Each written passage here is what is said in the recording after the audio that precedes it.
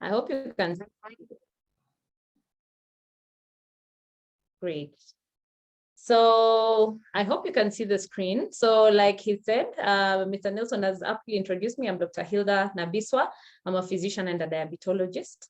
And today I just want us to talk about diabetes.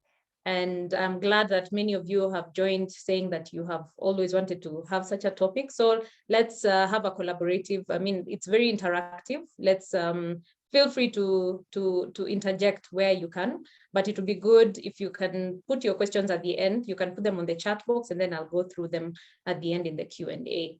So I'll first start with the definition of terms. What is diabetes? So diabetes is a chronic metabolic disease characterized by elevated levels of blood glucose. And there are different types of diabetes. Type 1 is where the body doesn't produce any insulin, or it produces very little insulin. And then type 2, the body becomes resistant to insulin or doesn't make enough insulin. And in gestational diabetes is a different kind of diabetes, which happens to pregnant women due to various risk factors. But generally, those are the main. There are still many subtypes of diabetes, but these are the ones that you need to remember, and we'll go through them shortly.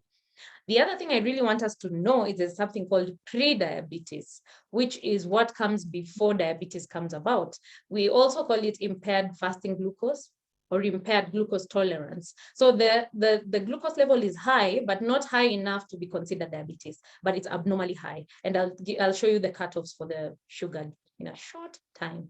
First of all, I want us to go through the digestive process. Let's just go back to our biology.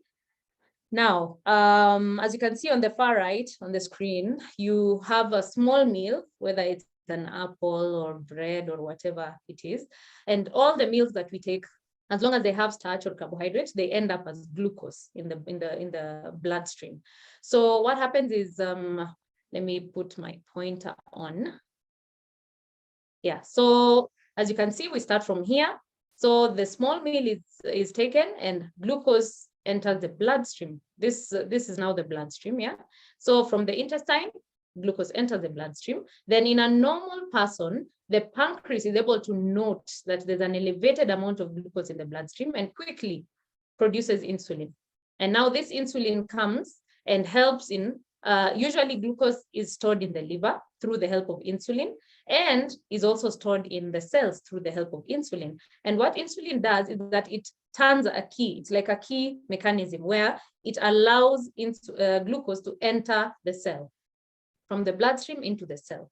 So a normal person who has a normally functioning pancreas will produce enough insulin to bring down this sugar level that's in the bloodstream to a normal set target. How? By the production of insulin, so that the extra glucose can go into the cells or into the liver for storage, and then the glucose is used for energy. So that is basically just how insulin works in the system. It's like glucose is fuel for the cell, and then the key that turns the ignition is the insulin. But what happens in diabetes? So we have the major types of diabetes. In type 1 diabetes, you still have your meal, the glucose enters the bloodstream, but in this case, there's no insulin being produced from the pancreas. So remember, the work of insulin was to bring the glucose to be stored either in the liver or in the cells. So this doesn't happen. Liver doesn't accept glucose because there's no key that turns and accepts the storage of glucose into the liver. So there's too much glucose in the bloodstream because it's not being taken up by the system. So around 5 to 10% of all diabetic patients have type 1 diabetes. Okay, so what happens is that it's actually called starvation in plenty, which means there's a lot of energy, potential energy. There's so much glucose in the bloodstream, but none of it is reaching the cells where it's actually required to produce energy. That's why many people who have diabetes, before the diagnosis, they're usually very tired. They are usually very burnt out, so to speak, because they really don't have the energy. It's not being consumed well. Type 2 diabetes is where still you have your glucose entering the bloodstream, but this time around, there is insulin being produced, but there's a lot of resistance So there's a lot of resistance in the liver, a lot of resistance in the body cells, and the insulin is not being properly utilized. So this is insulin resistance, and it happens in around 90% of diabetics. Okay, so now the question is why? Why the resistance? So those are the things we're going to talk about shortly. But before we go there, I want you to know that every 5 seconds, someone dies from diabetes-related complications, which means that in the few minutes that we have been talking, already more than 20 people have passed away from diabetes-related complications. So diabetes is quite a menace in this current, in where we are right now. And around the world, 537 million adults are living with diabetes.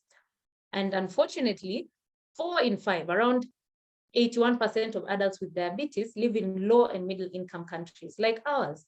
And diabetes was responsible for 6.7 million deaths in 2021. And many of them were COVID related. If any of you probably had relatives or friends, or I mean, people that you knew who were affected with the COVID, many of them also had diabetes. And the ones who ended up getting severe and critical COVID, majority had diabetes as well in all the waves. So it, So it is a huge, huge factor in terms of mortality that we have to remember. Then the other thing is also just health expenditure. Diabetes has caused a 316% increase in health expenditure over the last 15 years. That is a huge amount. And actually, and its related complications, they account for around 10% of the current health bill. And think about it. Many people who get complications from diabetes either have they are on dialysis, or they get heart attacks, or there are many complications that come about from diabetes, and treating them is not easy. It's very expensive. So I can see how that 10% comes about. So why is diabetes a bad thing? Well, we're not saying that that it is not manageable, but it is not good to have diabetes. Why? Because people with type 2 diabetes have a twofold increase chance of heart disease. So even without any additional risk factors, just being diabetic by itself, without even having high blood pressure or high cholesterol or any other risk, you have a 100% increase in chance of having heart disease. That includes heart attacks, heart failure, and all the other complications that come about from heart disease. The other thing is diabetic people are at 30% higher risk of hospitalization when compared to the general population. And the COVID scenario actually brought it out pretty well, because many of the patients who needed hospitalization from COVID had, compared with others who were just, fighting it out at home. People who had diabetes were at much higher risk of hospitalization. The thing about diabetes is that it doesn't like coming alone. It likes coming with its sisters and cousins, which are high blood pressure, obesity, high cholesterol level. So it usually comes as a package with other issues that someone deals with. And the cost of treating diabetes is about 2.3 times higher than medical bills of someone without diabetes, because of all the associated costs that diabetes comes with, which are insulin, the insulin itself, the needles, the prickers. You have to keep on checking your sugars. That by itself is still money. So it is quite expensive to treat diabetes everywhere in the world, not just in Kenya. And one of the main reasons why we have to keep on talking about diabetes is this particular summary, which comes from the International Diabetes Federation, IDF. It was released last year, late last year, actually sometime late November. And it shows us what the potential of diabetes is in the coming around 24, 25 years to come. So as you can see, worldwide, we will have, by 2045, we are going to have a 51% increase in diabetes. But break it down. Look at all the various continents. Unfortunately, Africa is the one which has the highest increase, 143%. That is huge. And, other continents, when you look at them, Europe is just 15%. Why? Look at the way they've modified their lifestyles. Majority of them cycle to work. The way they live is very different from how we live. And that's why they'll have a much lower increase in diabetes. North America 33% increase. Of course, already they do have a higher prevalence than us of diabetes, but in the coming future, there are more lifestyle changes that people are taking in the next years that are going to help them reduce the burden of diabetes. But we here in Africa are still struggling. We are concentrating a lot on communicable diseases, which is okay. We have really tried to treat things like HIV, which currently, by the way, HIV is really well managed. We have achieved more than 90% suppression rates. We have achieved more than 90% viral load reductions. And that is something that is really commendable. But the problem is that non-communicable diseases are lagging behind. Diabetes, hypertension, heart failure, cancer, those are the diseases that are now really affecting our population. And unfortunately, we are also not building the infrastructure that is required to deal with this increase in disease. So which means that if you're seeing this the increase of 143%, it also means that the number of patients who will need dialysis will increase, the number of patients who get heart attacks will increase, all the complications that come about from non-communicable diseases, they will come. But unfortunately, we are not increasing our capacity. So that's why it's very important to deal on the prevention of treatment rather than treating the complications. So that is the whole point of today's talk, because I want to really encourage us to know, to educate ourselves on how to live with diabetes or how to avoid diabetes so that we can reduce this burden and also reduce the complications that come about from diabetes. This is another summary. Still Kenya in the next 20-something years. So it gives us an estimate of the people who are living with diabetes. So we are currently at 2021. So it's estimated that in thousands, 821,000 people are currently living with diabetes, but this is going to more than double by 2045. So we are definitely headed in an upward trajectory. And if we don't do something about it now, things are going to get much, much worse with time. So let's go back to pre-diabetes, because we've talked about diabetes, but it's also important to know that before diabetes comes in, the pre-diabetes was there. So what are the risk factors and warning signs? How would you know that you might be pre-diabetic? One is if you have an unhealthy diet. So diets that are rich in sugar and processed food, blood pressure, and increase the level of bad cholesterol. The other thing is excess weight. If medically you're overweight, usually we use BMI, where you look at your height versus your weight in kilograms. And you can easily calculate this over the internet. Nowadays, everything is available. So it's important to always know what your BMI is and know what your weight is, your ideal weight is for your height.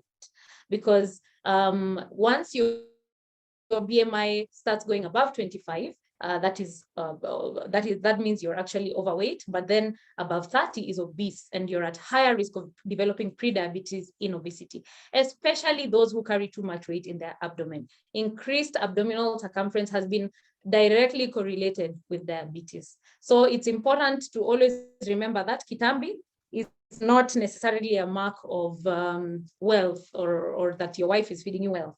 Then family history. Prediabetes is actually has a very strong hereditary factor. So if someone in your family has or has had type 2 diabetes, you're also more likely to develop prediabetes. And this also can come from shared circumstances, because many times the family has had the same eating behaviors. So sometimes it is genes, but sometimes it's just because you have the same kind of behaviors. So you will find a family that is obese, and then they use that to say, this is how our family is. But the most likely reason is because they have the same kind of eating patterns that they have learned through time. Then advanced age, the older you get, the more at risk you are of developing pre-diabetes. Smoking is also a huge risk factor. And we always take any opportunity to tell people to stop smoking. So at this point, I'd like you to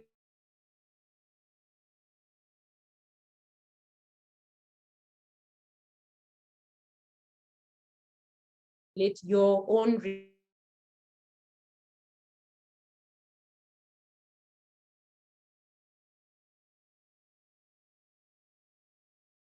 of diabetes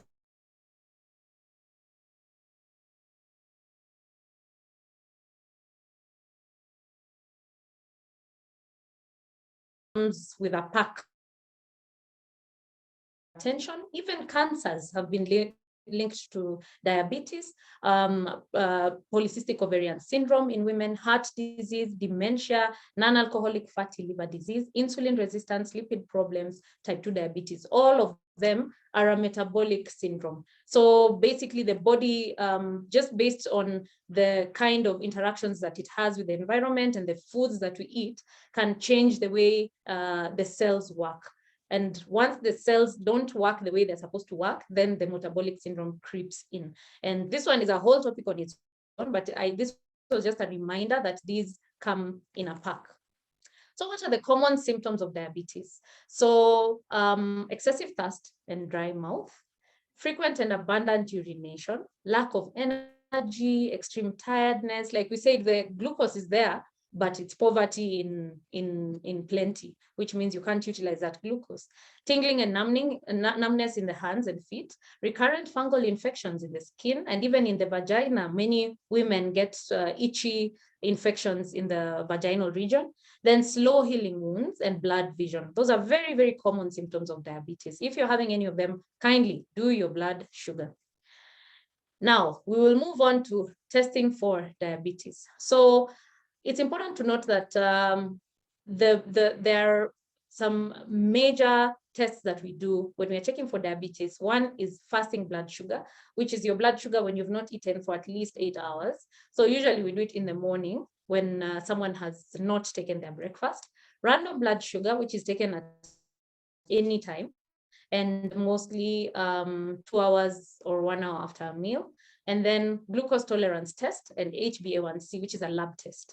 So if you can look at this figure on your right, it actually shows you what the various tests mean. So I hope you can hear me. I can see my internet connection is a bit unstable.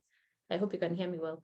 We can hear you. Diabetes is when your HbA1, okay. Diabetes is when your HbA1c is above 6.5%. This is a lab test. So anytime you're going for your wellness check or, just any other time you might get that chance to do your diabetes screen, this is what we will do for you. And whenever your A1C is 6.5% or above, then that is diabetes. Pre-diabetes is between 5.7 and 6.4%, and then below 5.7% is normal. So many people are in this pre-diabetes range and they don't know. So it's important, and that's why pre-diabetes is a very important part that I want us to understand, because that is the part where you can do most modifications. Many people who can change their lifestyle in this part will never proceed to diabetes. Then this is for the people who use milligrams per deciliter. These are the cutoffs, but I'd rather come to this one, which gives us in both millimoles and milligrams per deciliter. And it gives us a good idea of what type 1, type 2, gestational, and the other ways of checking diabetes are. So if we start with the type of diabetes, just note that type 1 diabetes, there's no insulin. So these are people who will require insulin for control and ultimately for survival.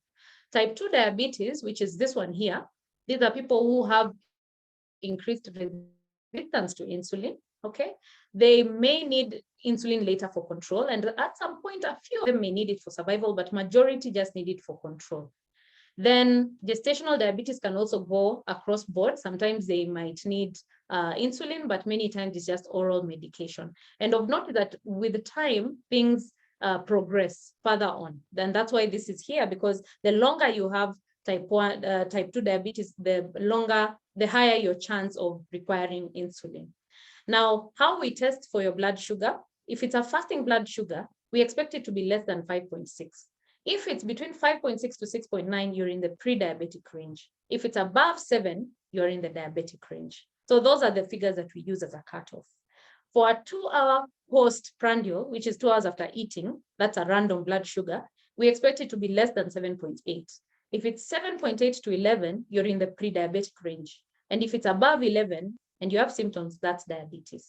Then if we are using the HbA1c, which is the lab test, less than 5.6% is normal, 5.7 to 6.4 is pre-diabetes, and above 6.5 is diabetes. Those are the cutoffs, okay? So even you can go right now and take a blood sugar and just check and see where you lie. You don't have to go to a hospital if you're able to do it for yourself. Some of you already have access to glucometers. So The reason why we are talking about education today is because it has been shown, studies have shown that Africa has a very low diabetes self-management education profile. And where Kenya lies is actually at the 20% mark. Only 20% of people living with diabetes are able to actually really take care of themselves well. And unfortunately, that's why we have very high complication rates, because people don't understand what their role is, what they're supposed to do, how they're supposed to partner with the doctors in taking care of themselves. So that's what we are going to focus on today, diabetes education. How do we take care of ourselves, whether we have diabetes or even maybe people we know who may have diabetes? So today I will look at it from the point of someone who already has diabetes. So now what do we tell these people? Yeah. So one is learning about diabetes. Two is knowing diabetes ABCs. Three is learning to live positively with diabetes. And four is getting a routine care to stay healthy. And this applies to both pre-diabetes and diabetes. Okay. So both of them. So what I always tell patients when they first get diagnosed with diabetes is keep calm, don't panic. Some people think diabetes is just a death sentence. It's not. It's a disease that needs us to know how to live with. And so this is what I really want to focus on today, knowing how to live with diabetes. So the most important thing that I tell my patients is you are the most important member of your healthcare team. Many times, especially in rural areas, the patient leaves a lot of decision making to the doctors, and that's not how it's supposed to be. It's supposed to be the patient being the central person in the healthcare team. Then now the other members of the team include the doctor, the dentist, educator, nutritionist, eye doctor, foot doctor, social support, including wives and children, and mental health counselors. And mental health is very important. Up to half of diabetic people actually have depression. So it's something that we don't screen for. Remember, even when you're taking care of your loved ones at home who have diabetes, remember they may be depressed. Maybe that's why they're not following a lot of the things they're supposed to follow. So how to learn more about diabetes? Joining a support group. It's always important to have people who are dealing with the same issue as you, because it will help you to get better and support each other as you walk through the journey. Then there's always a lot of online places where people can look up diabetes, IDF.org, WHO, CDC. There's a lot of education online. Then taking classes. Some people actually take classes. Even this is a class about learning to learn more about living with diabetes. And then taking diabetes seriously. It's very important to take diabetes seriously because the complications do not joke. They are very serious. Yeah. Then there's nothing like my sugar is a little high, my diabetes is mild. It's important for patients from the word go to know that diabetes is diabetes, because many people like to trivialize it, and then complications come and they start asking, but my sugar isn't that high. Why did I get a heart attack? Once the sugar is high, it's high. We just need to control it to normal levels. Then reducing the risk of future problems like stroke, heart attack, and kidney problems is one of the main things, the reasons even why we want patients to learn more about diabetes. So how do they get to know to know their ABCs? ABCs is HbA1c. The A1c is the A. Then B is the blood pressure, and C is cholesterol. So it's an easy way of just making sure that patients are aware about what their targets are generally. And HbA1c, like we said, is one of the things we use to diagnose patients, but we also use it to track how well they are doing. So for example, someone can be diagnosed with a HbA1c of 12%. So to know that we are treating them well, we want it to drop all the way to 7% and below, which is our target. So it's important for patients to know what the goal of treatment is. And I'll show you why HbA1c treatment is important. I mean, tracking of the HbA1c is important. And then blood pressure target is 130/80 or 140/90, depending on the age of the patient and whether they have any other comorbidities. But generally, we want the blood pressure at 130/80. Then patients have to know their cholesterol levels. There's the healthy cholesterol, known as HDL, the bad cholesterol, known as LDL, and then the targets. There are specific targets of those cholesterol levels. So it's important for patients to also know that. And also for any diabetic patient above 40, it's important to be on a cholesterol pill, whether or not the cholesterol is high, because it reduces the chances of getting strokes, heart attack, and kidney problems as well. So this HbA1c that we are talking about. Why is it so important? So first of all, HbA1c is looking at basically the lab looks at the red blood cells and looks at how much sugar the red blood cell has been exposed to over the last 3 months. So that's why we are able to tell that someone has been diabetic for 3 months, because the red blood cell, the turnover of a red blood cell is around 3 months. Yeah. So if someone has been on very high exposure of blood sugar, so the HbA1c will be very high. So let's say, for example, the sugar that it's been exposed to is around 20 something, which is very high. The HbA1c can go as high as, 20%. So I've seen HbA1c of 20%, but we've been able to bring it down. And a sugar of around 12 will give a HbA1c of around 8. But the target is still always around 6.5 to 7%. That's the target that we want. Why? Because every 1% reduction in HbA1c reduces the risk of death by 21%, risk of heart attack, myocardial infarction is heart attack, by 14%, microvascular complications, these are eye problems, complications with the eyes, blindness, it reduces that by 37%. And then amputations or death, and usually death is from heart attack or stroke, it reduces that by 43%. That is why we always keep on following someone's HbA1c. And that's why every diabetic needs to know their HbA1c. It's like someone who has HIV, they are always doing viral load to see how well the virus is responding to treatment. So for us, it is the HbA1c that tells us how well someone is responding to treatment. And every diabetic has to know what their HbA1c is and when it was done. So number 3 is patients have to learn how to live with diabetes. It's okay to feel stressed about the diagnosis, but one must learn to cope with the disease. So avoiding stress, finding ways to lower stress like gardening, yoga, working on their hobby, music, theater, deep breathing, and other ways of coping with stress. And it's also very important to remember that asking for help is one of the things we do when someone has diabetes. We tell people, don't fear to ask for help. And eating well, having a good meal plan with a nutritionist. And this is the meal plan we're talking about. Half of the meal has to be vegetables, and then a quarter starch, a quarter protein. This is what we always advocate for. This is a diabetic portion plate. And the plate should not be bigger. It's a normal sized plate. Then it's always important for someone to know that foods have glycemic index, and glycemic index ranks carbohydrates from 0 to 100 according to how much they cause the blood sugar to rise after they're eaten. So this is a small chart that just shows us different foods and how they increase the blood sugar as when you take it.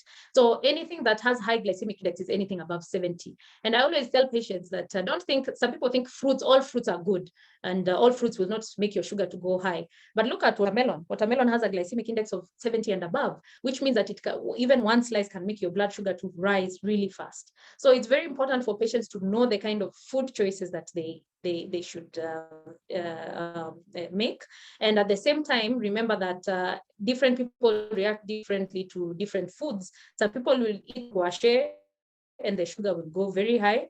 Some will eat bread and the sugar will not go very high. So different people react differently to different foods. So I always tell patients to learn their own body's glycemic index and know what their body can tolerate and what it can tolerate. Let's always remember food portions. So when we are saying half a plate, we did not mean this kind of plate. It's just a normal plate. Then living with diabetes, again, being active, setting a goal, and then starting slow and building up. It's recommended that at least 30 minutes of exercise 5 times a week should be done, and a combination of aerobics with resistance exercises should be done. And then the holy grail of a diabetic is to know what to do every single day when they wake up. So 1 is taking medications, 2, checking feet daily for cuts and bruises, because these are the ones that come back needing amputations because they're not able to tell when something has cut their foot. Brushing teeth and flossing daily. Diabetics actually have a higher instances of dental caries. Stop smoking, monitor blood sugar, and check blood pressure.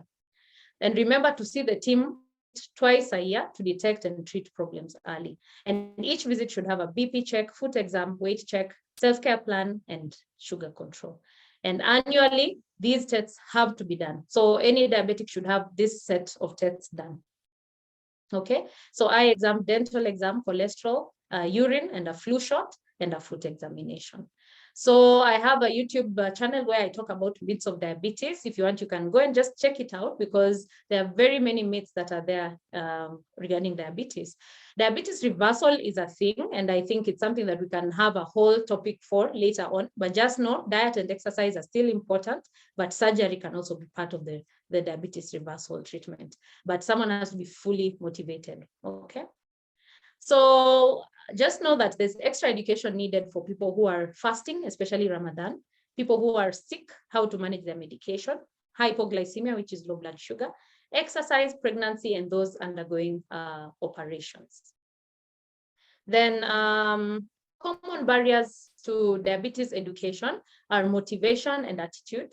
So sometimes patients are not as motivated, and therefore the control is weaker.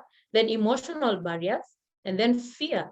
So sometimes people are just so afraid of all that is required with insulin. There's a lot that comes about with insulin, and transport it to and from hospital, how it impacts on your job and career. There's a lot of fears to how life changes after a diagnosis of diabetes. Then there are many social concerns. I've had a lot of patients asking me, Doc, I don't want people to know I'm diabetic for whatever reason, but it's always important to understand where a patient is coming from.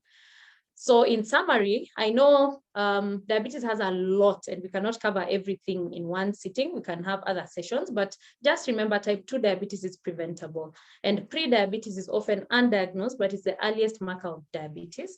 Lifestyle for prevention and treatment of diabetes is a must. You are the most important member of your healthcare team, and learning HbA1c and glycemic goals and targets is paramount in treatment of diabetes.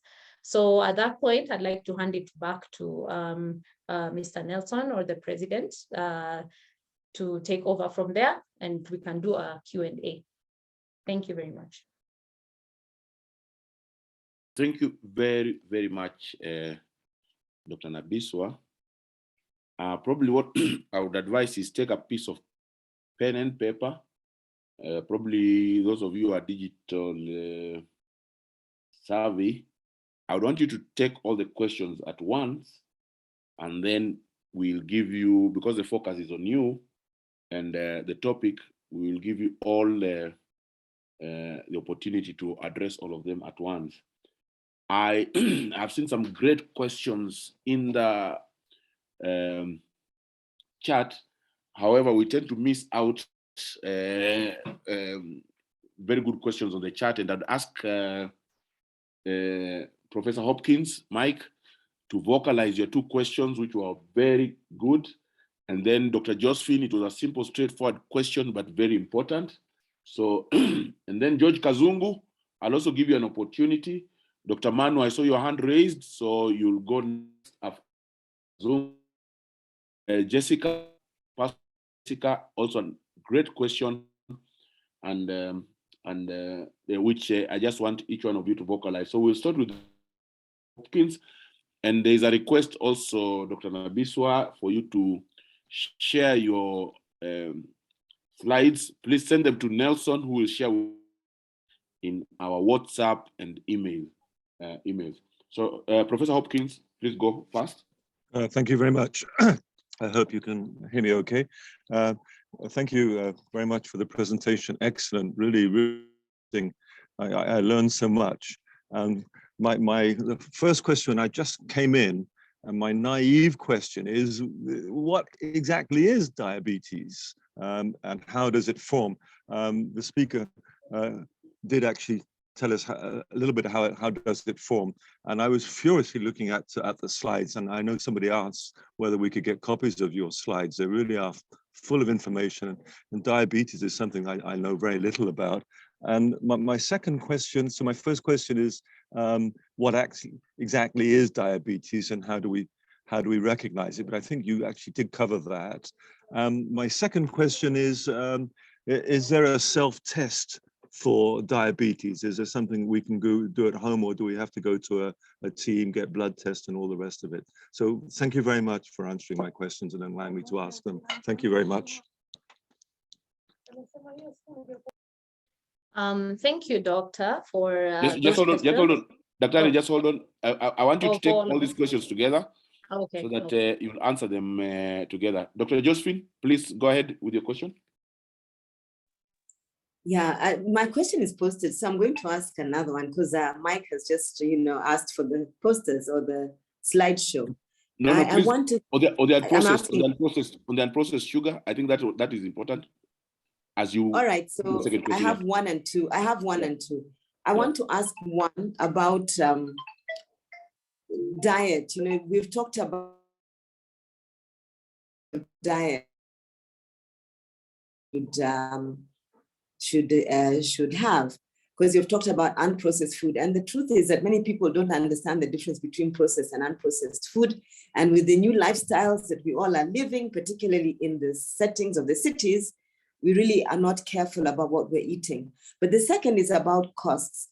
I want to share with you, that many people say it's really expensive to have this really healthy diet, keep on the meds, see the doctors, have the tests monthly, and etc. What advice do you give to the common man, the common wananchi, common woman too, on how it's related to long-term care for diabetes? Thank you. Thank you. Then let's go to George Kazungu. Vocalize your question, George Kazungu. Yeah, thank you. Everybody's fine. My question is one. I was wondering if there is a correlation between diabetes and economic country. So I was asking if there is a correlation. Can high rate of infection be an indicator of maybe economic progress? Yes, thank you. Thank you. Dr. Manu, I saw your hand lifted.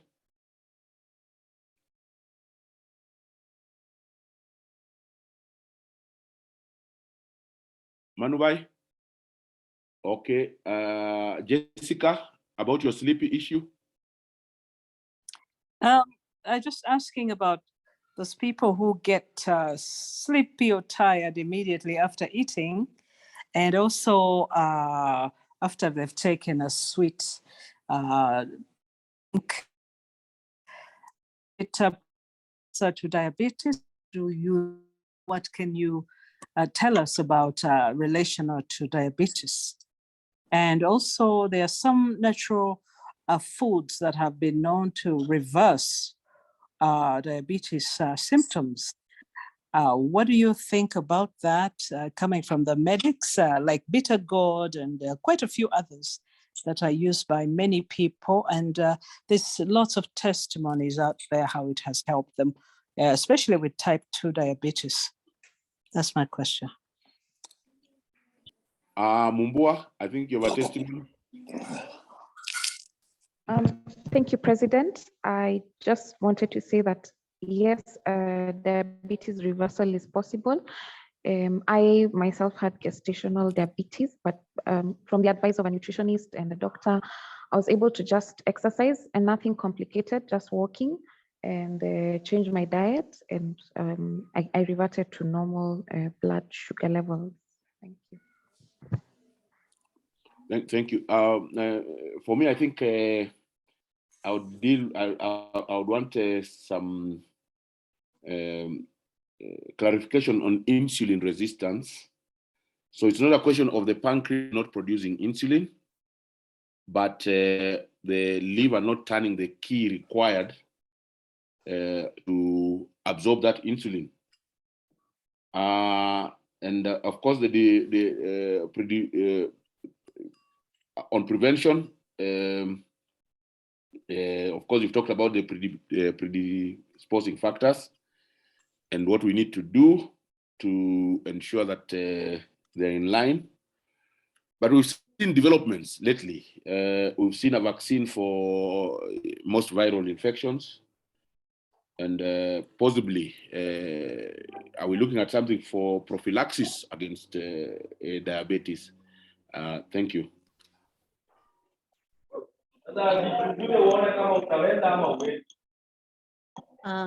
So Sorry, can I? Yes, Can I answer? Yes, Okay. I think anybody else Nini needs to mute. Try and tackle them as best as I can. So some of them require a whole topic, a whole day by themselves. So I will start with the first question about diabetes. And just looking back, again, we said diabetes is anything that there's type 1 and type 2 diabetes. Diabetes is a state in which your blood sugar is higher than the accepted level. Okay, so a chronic metabolic disease characterized by elevated levels of blood glucose.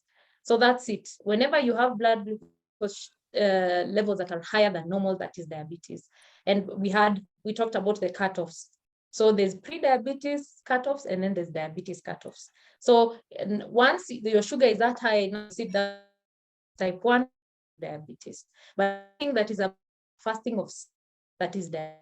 Fasting of above 7, or a random blood sugar of above 11, that's diabetes.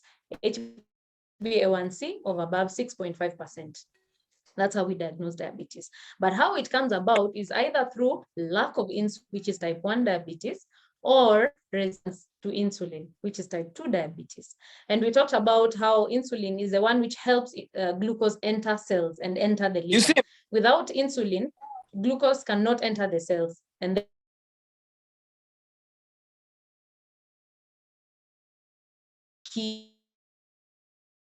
either it is not functioning or it's not being produced. So if it's not being produced, many times I will talk about type 1. Okay. What's happening? Yeah, African woman. What is this? African woman.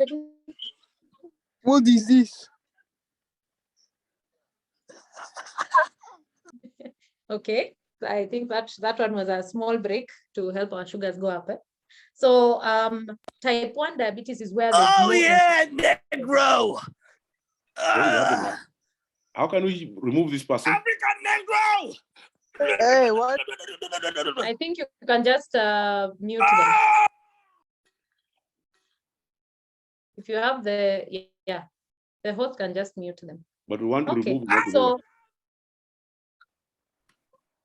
stop muting me. Keep muting African them. Negro.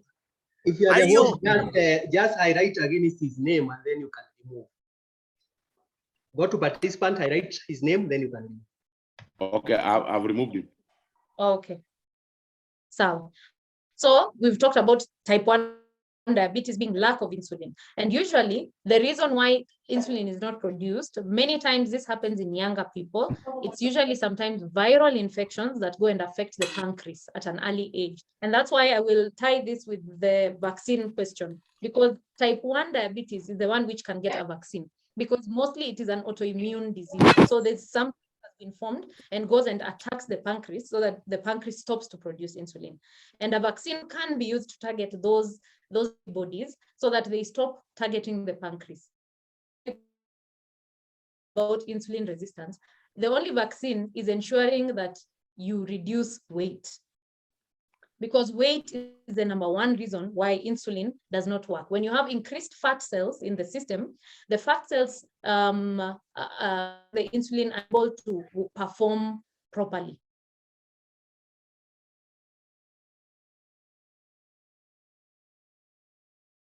Does something called hyperproduction of insulin. So initially, before someone actually gets diabetic or during the course of diabetes, the pancreas is actually on overdrive, trying to produce a lot of insulin, but there's much resistance that it can't go above the resistance in the body. So still, the body is not taking up the insulin well, despite the pancreas overproducing and overworking. So it reaches a point where the pancreas just gives up.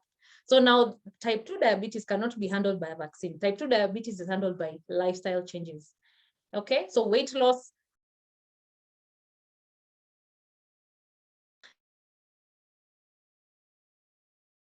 So self-testing, we've talked about random blood sugar. There are people here who already know how to use a glucometer. Maybe you have relatives who have a glucometer of your, or you have access to one.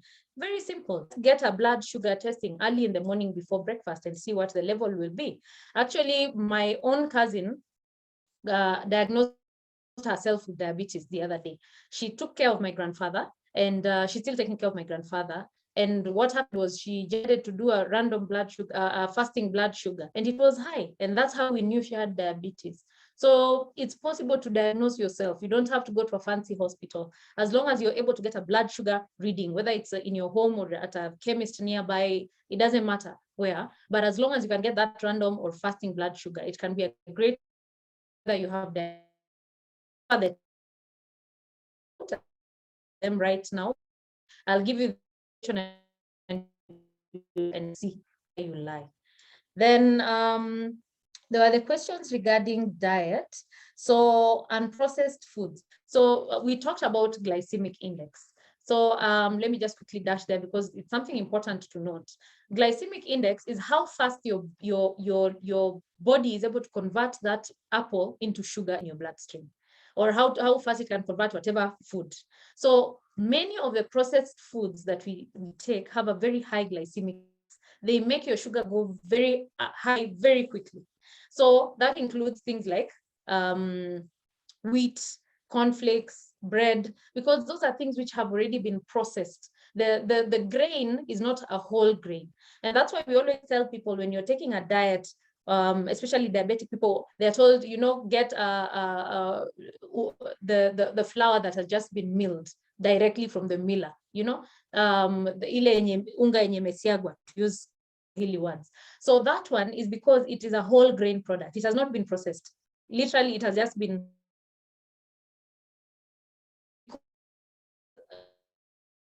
lower in the system, and it therefore makes the sugar rise slower than processed foods. So it's always important to know the difference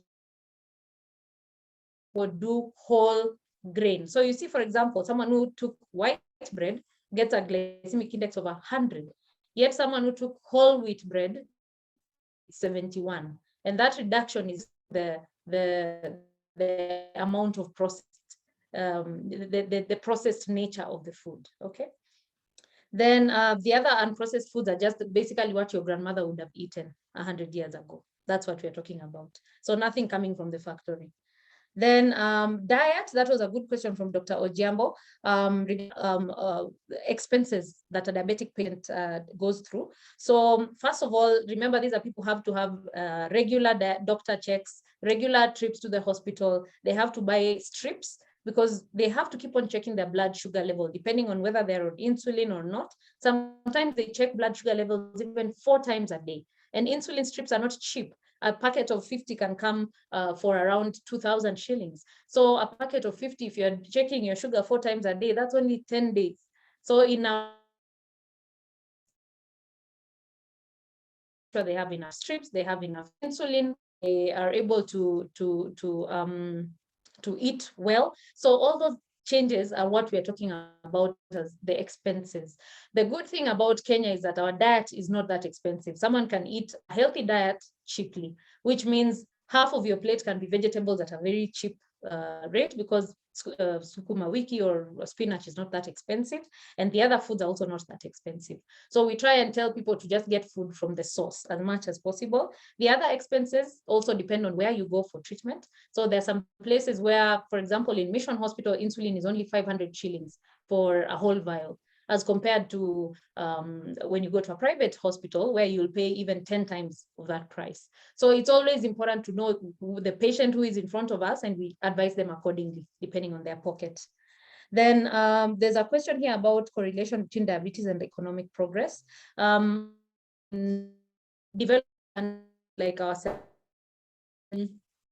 we had initially we had very good foods, and then as our economic status came up, we started inviting people like KFC and Burger King, and all these people bringing a lot of processed foods to us, and that's what made our lifestyle and diet change. And unfortunately, those foods are very addictive, and they're also very high calorie, and they have high glycemic index. So they now make us prone to gain weight and get diabetes. You'll find that is mostly in people who are doing well in society in Kenya and third world countries. However, in first world countries, eating healthy is expensive.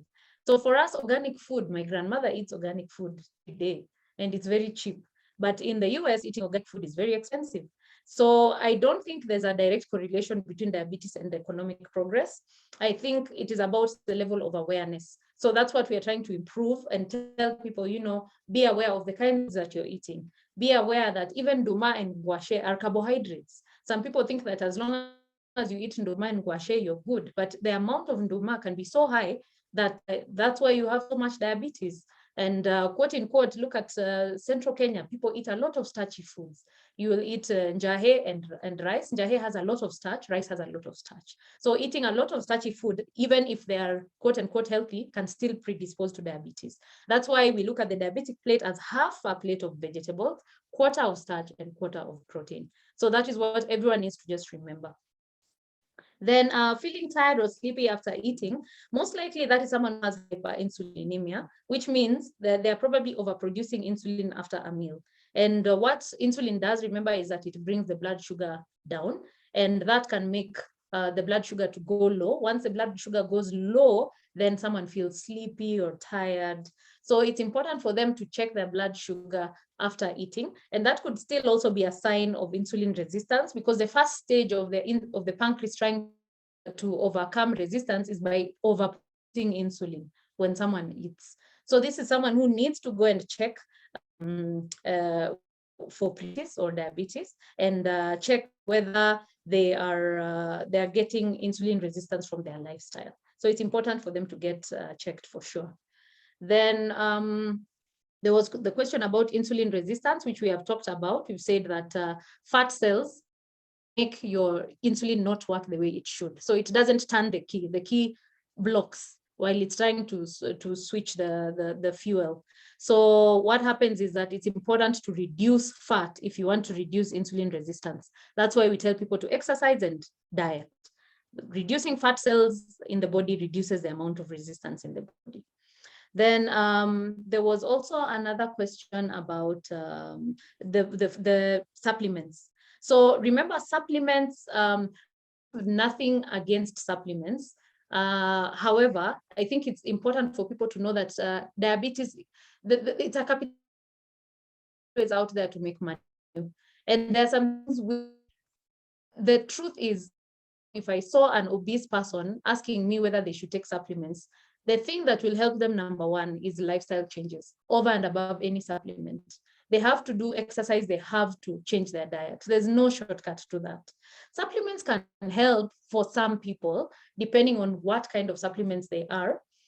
There are some supplements that actually do have some, they have been proven to reduce sugar levels, but the FDA recently also released a list of supplements in the US that were actually just there are very many supplements out there that are just marketing gimmicks. So it's very important to know what you're taking. The first tenets of treatment are still lifestyle changes. That's diet and exercise. Some supplements work. Yes, you can take some supplements as long as you've studied them well and ensured that they have some evidence to them. But that is not going to use that as you to change in your life. It still has to be diet and exercise, and there's no shortcuts to it. I know many people like shortcuts, but there are no shortcuts to it. And it's something that you can still take depending on where you've gotten it and what the evidence for it is. Yeah, I think those are all the questions. I hope I've answered everyone. Asante. I would ask Dr. Gidanga to vocalize his question, and then we'll go to Manu. I can see he has raised his hand. Hillary and Angela, in that order. Dr. Gidanga, just vocalize your question. Yeah, thank you very much, Dr. Hilda, for a wonderful presentation. Missed half of it, but I think it was fairly well explained. And I think my comment, and I put it on the chat already, is about the various things on the market that are meant to be substitutes for the sugar that we all crave for naturally. Things like stevia, things like moringa, spirulina, and many other things that are meant to stabilize sugars. What would you say about that? I see everyone now carries a little bit of something to add to their coffee. Does it work? Is it mental? Or is it just taste thing? I don't know. Yeah. Thank you. Thank you. So Thank you. Just one, Daktari. Manu, are you in a position to, your hand has been up for long. If you're not ready, Hillary, can you go, and then Angela? Hello. Okay, Manu, Hey, Manu, go ahead. Oh, it's Hillary. Oh, it's Hillary. Go ahead, and then we'll let Manu come in. Go ahead, Hillary. Oh, this was my question. My first one was, if I have diabetes, do I really need to follow a low carb diet? And my second one was, if something is sugar free, am I able to eat it as much as I can? Okay. No, those are my questions. Yeah, I think you should have asked for those that take alcohol, whether it's in the interest to take alcohol. I think that's why you're hiding behind carbs. But we get your Manu Bai, you had a question?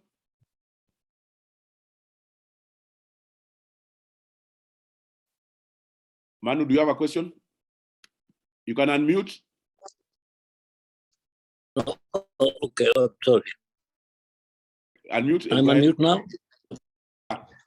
I think it was well explained, and I think that the issue about diabetes is becoming a great problem in Kenya.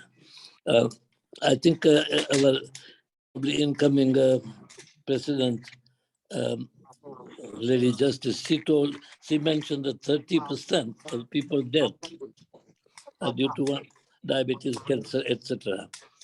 I'm glad that some more explanation is given, and thank you very much for giving us that explanation.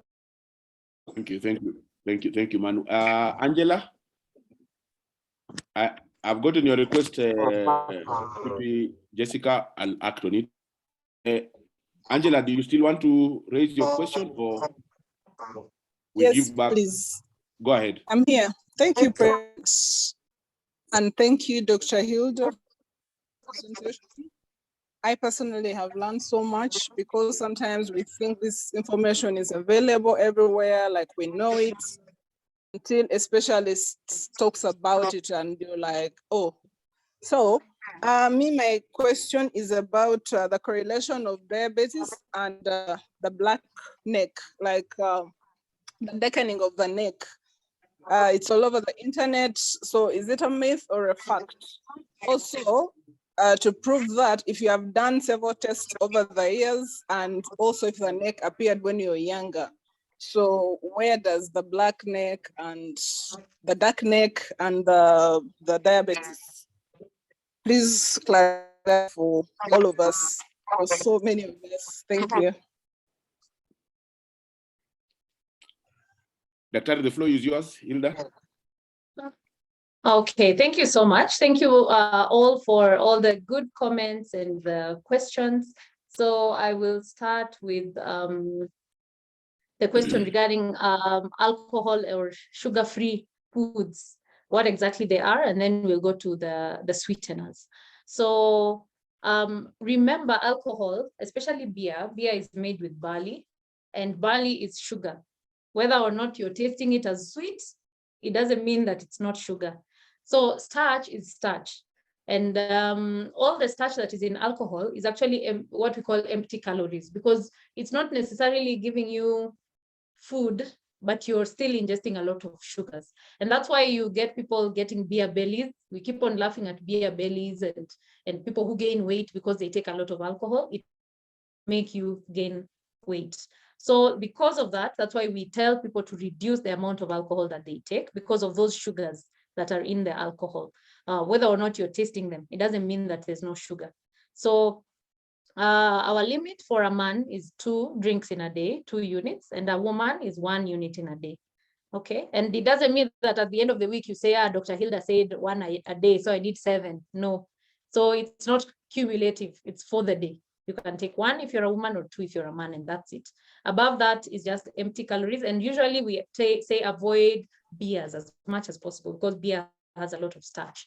Then you can do maybe a whiskey or something that's just pure alcohol. Then sugar-free foods, which Hillary had asked. So sugar-free foods don't necessarily also mean that there's no starch there. So you might not taste the sugar, But there's something, the starch level that is there is what you need to really focus on. And then even the Cokes, sometimes you buy a Coke and you're like, oh, it's sugar-free. No, it's not sugar-free. It still is going to be converted into glucose in your system. All these are marketing gimmicks. So just avoid things which are sugary. Avoid sodas if you can. Those are just empty calories. They're not going to be useful at all. Regarding sweeteners, there are various natural sweeteners. There are stevia. There are many sweeteners that someone has just asked about, and those ones are just to enhance the taste. And majority of them are not going to add calories. So they'll just be increasing the taste and help you take the food that you're going to take, but not giving you calories.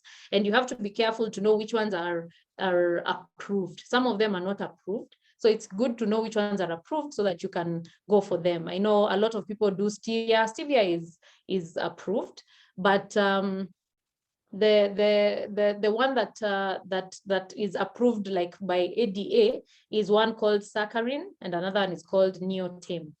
Those ones are approved. There are some which are on the market and they're not approved, and it's good for you to just make sure that you deal with things which have evidence behind them. So don't just take anything because it's been written or because you're being sold to. Some of these are marketing gimmicks. Then there was a question about diabetes and acanthosis nigricans. And it's important to know, so that black neck, or black armpits, that is called acanthosis nigricans. And it's one of the, it looks black and leathery. The skin changes like that when you have insulin resistance. It's actually one of the skin manifestations of diabetes. There are various skin manifestations of diabetes that come about, not just that one, but it is mostly because of chronic inflammation under the skin, and that changes the color of the skin. But it is not very common, but it is something that is there. So you're very right. It even has a name, acanthosis nigricans. But once you treat the diabetes, it usually goes away. And then Mr. Manu did talk about the mortality rate of diabetes, around 30%. Yes, diabetes and cancers are on the rise. They're the killers currently in Kenya. HIV has taken a backseat, and malaria. So we need to really focus on these diseases if we are to improve the quality of life and the health of our patients. Is there any question I've left out? Angela's, I think something related to the neck. Yes, the one related to the neck is called acanthosis nigricans. That is the one I have said usually reverses once the diabetes is treated. And it's just because of inflammation from the high sugars. There's inflammation of the skin, but it usually improves once someone is treated. It is a known. So yes, Angela is right. It's not hearsay. It's actually something that is there. Thank you. Yes. I'll ask Past President David Githanga to respond on our behalf with a vote of thanks. But before we do that, I've just been requested by a lady here, Past President Manu Chandaria is 93 years old today, and Sulisha is 84 years old today, very senior members of our Rotary Club. I want us to unmute our microphones and put up a very good show with a happy birthday song for Manu Bai. The best, please, for me, I'll do bass. Those that can do soprano, let's do soprano. So I'm asking all of you to unmute. Yes, thank you for responding. Yes. So we are going to sing Happy Birthday in a very slow, nice way. And let's go for it. Happy birthday to you. Happy birthday. Happy birthday, dear Manu. And Sula. Happy birthday many to you. Congratulations, Manu. At 93, well done. Wonderful. If you are to sit beside me, I would look. You'd look younger than me. So I need to improve on my lifestyle. But nonetheless, thank you very much. It's a blessing. I think growing old is a privilege that is denied many people. God bless you for the leadership that you continue to provide to our club and for the fellowship and friendship. Thank you very much. You want to say something, Manubai? No, thank you. Thank you. I thought that Rotary might have forgotten it, but you haven't. Thank you. Thank you. Thank you, and most welcome. Dr. Gidanga, the floor is yours for a vote of thanks on behalf of the fellowship today. And yes, Dr. Hilda, on my personal, from my personal, I want to thank you because you have had 27 people engaged for the last almost 1 hour with your presentation. That means people are looking forward to presentations like this, and thank you for finding time to prepare. But it's not for me to respond on behalf of the club. I want none other than Dr. Gidanga, your fellow medic, to be able to say something on behalf of the club. Thank you. Thank you very much, Mr. President, for ambushing me. Sorry, I actually walked in halfway through the talk, but the little bit that I listened to, it was wonderful. And what is there to say about our lifestyles today? The irony of life is that what you yearn for in your earlier years and you get later on is what turns out to be harmful. Growing up, we always wanted to have the thickest mattress because in school we'd have those 1-2 inches mattress. And you're actually told ultimately sleeping on the floor is the best thing. It's good for your back. When you are younger, the fattest part of the meat was what you yearned for. And now you're told you don't, in fact, eat that. In fact, you should reduce the amount of nyama you eat, and not to mention the fat. Of course, for the boys in this group, top layer is a common expression in high schools. You chose the bit of food that had fat. Now you move away from that. So as we seem to get wealthier, we are told to stay away from those things that we thought was good. Sugar. I mean, in my culture, a home, the definition of poverty of a home was defined by sugar. They say there isn't even a grain of sugar in that home. So it's interesting. And when these things are tied to us psychologically, you sometimes keep on wanting them for psychological reasons. A bit like the picture that had a gentleman with 2 plates. You can infer that that gentleman probably struggled a lot to have food. And so it's a will thing. And how do you change behavior, and how do you maintain that change in behavior? It's not very, very easy, but I think it all begins with being educated, which has been done very well by Hilda, and to remind us that more people die at the table than at gunpoint or at the explosions or at war. So many of us will die at the table because of the way we live our lives, the way we choose not to exercise and so on. And I would really like to thank Hilda for bringing this to the fore and also simplifying a fairly complex topic that many of us, if we live to 120, will probably suffer that insulin insensitivity if we are not there already. So with those few words, Hilda, thank you very much. And we look to a lot more people interacting with you long before we are on the other end of the consequences of metabolic syndrome. Thank you very much. Thank you, Past President David. Allow me to recognize Dr. Mukesh Joshi, Irene Githiaka, Winnie, and V. Those of you that I may not have recognized at the beginning of the meeting, I think it has been a blessing to have Dr. Nabiswa. Probably I would say this, Rotary is for busy people like you, Daktari. Consider joining our club. And I've commissioned Mburu to talk to you about Rotary. And if the event is not explaining it too well, please look for me. I'll be more than happy to have a diabetologist as a member of our Rotary Club. So I'd ask you all to charge your glasses, and we give the final toast to the Rotary Club of Munyonyo, in conjunction with the Rotary Club of Munyonyo, Rotary Club of Muthaiga. I give you Rotary the world over. Thank you. God bless. Yeah, we've come to the end of our fellowship today. Thank you very much. Rotary the world over.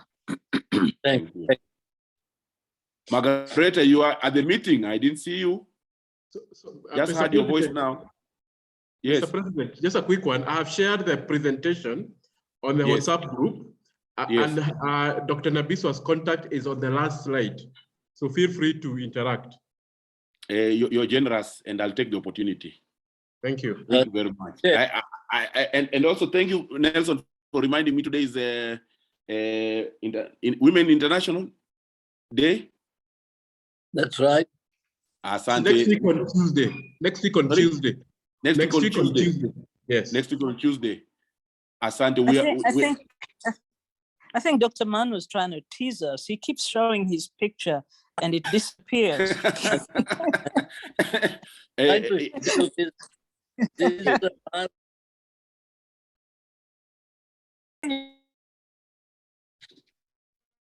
Asante.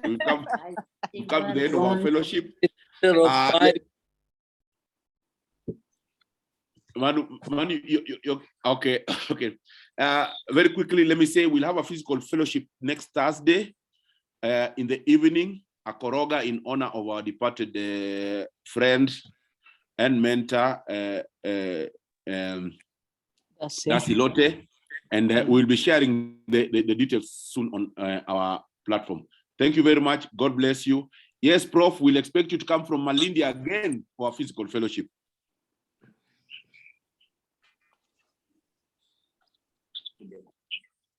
Thank you. The details will be in our WhatsApp group. Thank you very much, and God bless you.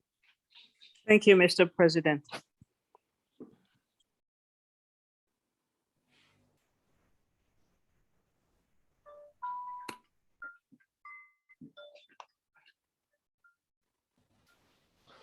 Thank you so much, and a happy birthday to Dr. Manubai and Rotarian Society. Yes.